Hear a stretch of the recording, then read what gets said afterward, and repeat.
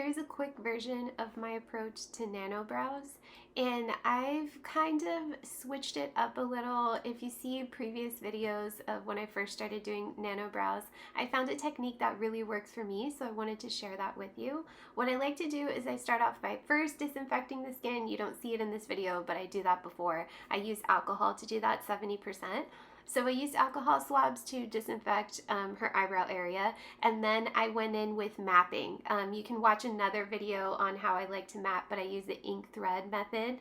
Then I draw in the strokes. I draw in strokes throughout the entire eyebrow when they don't have growth, as this model doesn't. I believe she suffers from alopecia. So I showed her what the strokes look like with a handheld mirror, and she approved.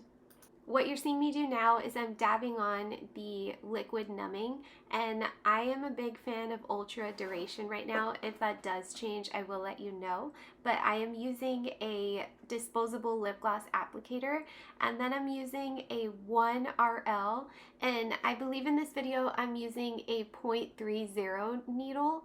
My favorite machine right now is the Y22 Mast, and I'll make another video on why I love this machine. Make sure your machine is properly wrapped. You don't want any cross-contamination.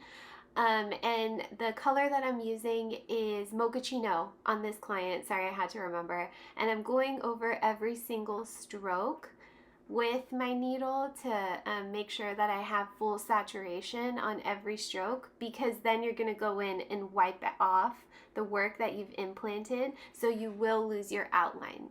So it's really important that you're going over every single stroke, especially on a client with no hair like this client here, because you'll completely lose your outline if you miss a stroke.